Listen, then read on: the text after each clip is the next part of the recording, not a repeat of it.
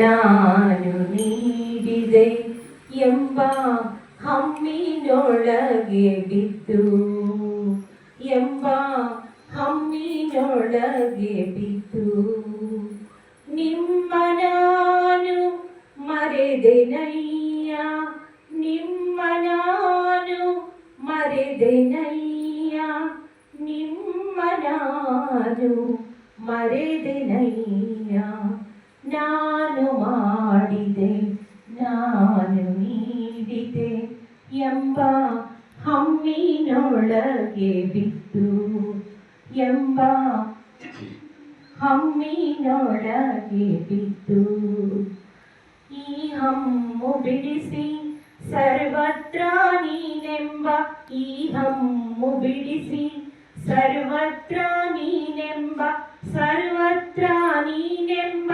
ಭಾವವ ಹಿಡಿಸಿ ಸರ್ವತ್ರ ನೀನೆಂಬ ಭಾವವ ಹಿಡಿಸಿ ಎತ್ತಿ ಕೊಳ್ಳಯ್ಯ ತಂದೆ ಗುರುಕುಮಾರ ಪಂಚಾಕ್ಷರೇಶ್ವರ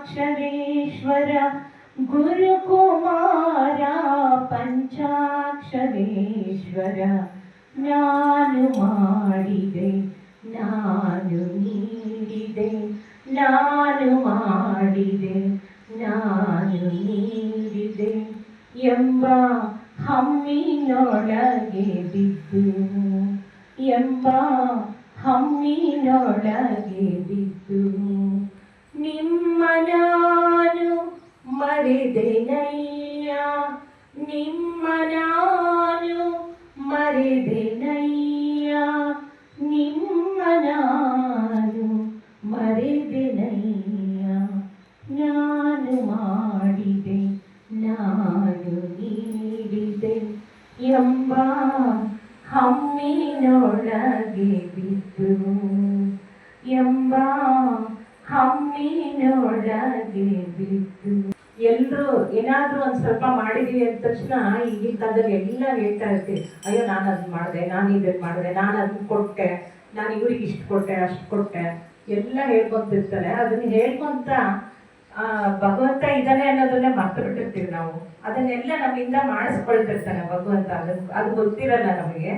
ನಮ್ಮಿಂದ ಆ ಕಾರ್ಯ ಆಗ್ಬೇಕಾಗಿರುತ್ತೆ, ಅವ್ನು ಮಾಡಿಸ್ಕೊಳ್ತಿರ್ತಾನೆ ಅಷ್ಟೇ. ಆದ್ರೆ ನಾವು ಬೀಗ್ತಿರ್ತೀವಿ, ಓ ನಮ್ಮಿಂದನೇ ಆಗಿದ್ದು, ನಾನೇ ಮಾಡಿದ್ದು, ನಾನು ನಾನು ನಾನು ಅನ್ನೋದನ್ನ ಬಿಡಬೇಕು ಯಾವಾಗ್ಲೂ.